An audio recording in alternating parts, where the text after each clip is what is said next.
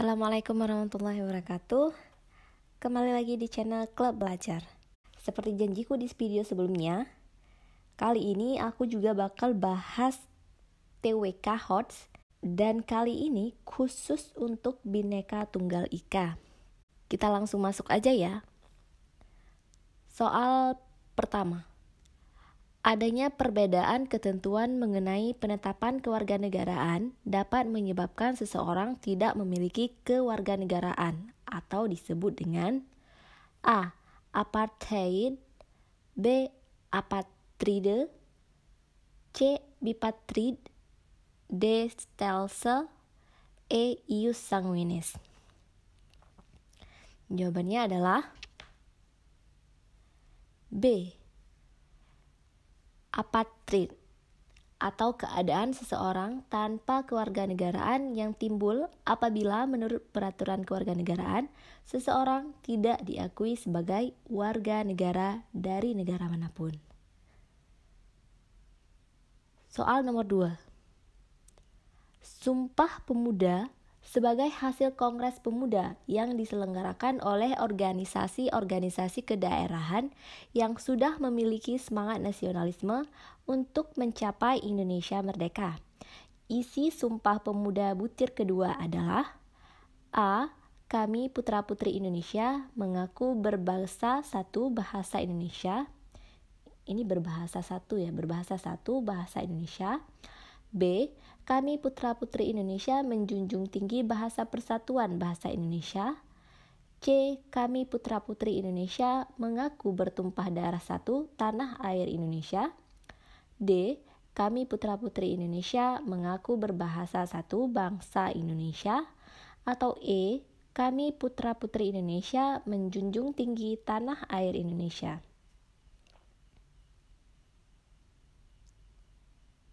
Jawabannya adalah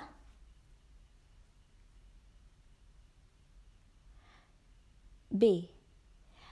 Jadi teman-teman, isi Sumpah Pemuda pertama bertumpah darah yang satu tanah Indonesia, kemudian yang kedua bangsa,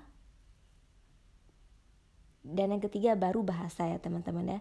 Jadi pertama tumpah darah yaitu tanah Indonesia, kedua bangsa Indonesia, dan ketiga baru bahasa Indonesia. Diingat aja sumpahnya itu 3, yaitu TBB, tanah, bangsa, dan bahasa. Gitu ya teman-teman ya. Next, soal nomor 3. Salah satu manfaat keikutsertaan masyarakat dalam kebijakan publik adalah terbentuknya masyarakat madani. Berikut ini yang merupakan salah satu ciri masyarakat madani adalah A. Terbentuknya merupakan paksaan dari suatu kelompok tertentu. B. Masyarakat bergantung kepada negara, lembaga, atau organisasi tertentu. C. Tidak terikat nilai hukum yang telah ditetapkan. D. Adanya ketergantungan satu sama lain. Atau E. Terbentuk secara sukarela. Jawabannya adalah E. Terbentuk secara sukarela. Berikut pembahasannya. Salah satu manfaat keikutsertaan masyarakat dalam kebijakan publik adalah terbentuknya masyarakat madani. Berikut ini yang merupakan ciri masyarakat madani adalah A. Keswasembadaan, kemudian ada keterikatan pada hukum atau aturan yang telah disepakati bersama, kemudian ada juga terbentuk secara sukarela, dan yang terakhir ada memiliki kemandirian tinggi terhadap negara. Soal nomor 4. Indonesia sebagai negara kepulauan yang sudah diatur batas-batasnya dalam undang-undang. Batas Indonesia paling barat adalah A. Pulau W, B. Pulau Nicobar, C. Pulau Halmahera, D. Pulau Ronde, atau E. Pulau Rote. Jawabannya adalah D. Pulau Ronde. Jangan terkecoh ya teman-teman dengan pilihan Pulau Weh yang ada di sebelah barat dekat dengan Sabang ya atau Aceh. Berikut pembahasannya. Di Indonesia sebagai negara kepulauan yang sudah diatur batas-batasnya yang sudah diatur batas-batasnya dalam undang-undang. Batas Indonesia paling barat adalah Pulau Ronde yang ada di Aceh. Walaupun teman-teman atau aku pribadi ya lebih sering mendengar Pulau Weh sih dibanding dengan Pulau Ronde. Tapi jawabannya adalah Pulau Ronde ya. Jadi Pulau Ronde itu adalah batas Indonesia yang paling barat. Next, nomor 5. Berikut ini yang bukan merupakan latar belakang adanya wawasan Nusantara dilihat dari falsafah Pancasila adalah A. Kemerdekaan sebagai hasil perjuangan seluruh rakyat Indonesia. B. Mengutamakan kepentingan umum daripada individu atau golongan. C. Penerapan hak asasi manusia. D. Pengambilan keputusan dengan musyawarah. Atau E. Memberi kesempatan setiap pemeluk agama untuk beribadah. Jawabannya adalah A. Kemerdekaan sebagai hasil perjuangan seluruh rakyat Indonesia. Nah, berikut latar belakang wawasan Nusantara jika dilihat dari Pancasila. Ada 4 poin. Yang pertama ada penerapan hak asasi manusia. Kemudian ada toleransi beragama. Kemudian ada mengutamakan kepentingan umum. Dan terakhir ada pengambilan keputusan dengan musyawarah. Nah, ini pertanyaannya kecuali ya teman-teman ya, yang bukan merupakan latar belakang. Soal nomor 6. Semboyan Bhinneka Tunggal Ika yang menjadi semboyan nasional bangsa Indonesia diambil dari kitab A. Kitab Negara Kertagama. B. Kitab Smaradhana. C. Kitab Sutasoma. D. Kitab Arjuna Wiwaha. Dan E. Jangka Jayabaya. Jawabannya adalah C. Kitab Sutasoma.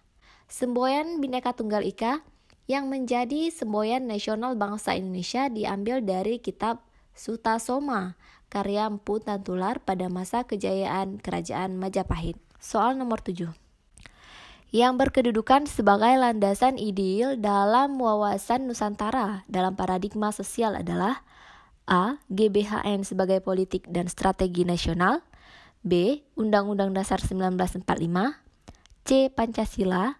D. Pembukaan Undang-Undang Dasar 1945 alinea keempat. Dan E. Ketahanan nasional sebagai konsepsi nasional. Jawabannya adalah C. Pancasila. Nah, Pancasila sebagai falsafah dan dasar negara berfungsi sebagai landasan ideal dari wawasan Nusantara. Karena pada hakikatnya wawasan Nusantara adalah perwujudan dari Pancasila. Soal nomor 8. 2 aspek kekuasaan yang mempengaruhi praktik tumbuh dan kembangnya nasionalisme adalah A. Aspek fisik dan moral ini ya teman-teman. B. Aspek ekonomi dan batin. C. Aspek ekonomi dan politik. D. Aspek politik dan hukum. E. Aspek fisik dan batin. Jawabannya adalah E. Aspek fisik dan batin. Nah, ini dia 2 aspek kekuasaan yang mempengaruhi praktik tumbuh dan kembangnya nasionalisme adalah aspek kekuasaan fisik dan batin. Nomor 9. Sikap menghormati dan keberagaman bangsa adalah sebagai berikut, kecuali A. Adanya kesadaran untuk menjaga keharmonisan keluarga. B. Penyelesaian permasalahan yang ada dengan musyawarah. C. Adanya kesadaran untuk mengutamakan kepentingan bersama di atas kepentingan pribadi. D. Terciptanya kerukunan seperti halnya dalam keluarga. E. Adanya semangat tolong-menolong, kerjasama untuk menyelesaikan suatu masalah, dan kerjasama dalam memenuhi kebutuhan hidup. Jawabannya adalah A. Adanya kesadaran untuk menjaga keharmonisan keluarga. Ini kecuali ya teman-teman ya. Oke. Soal nomor 10. Pulau Dana merupakan pulau terluar Indonesia yang berbatasan dengan negara A. Australia, B. Malaysia, C. Filipina, D. Thailand, dan E. Singapura. Jawabannya adalah A. Australia. See you di video selanjutnya. Thank you. Bye-bye.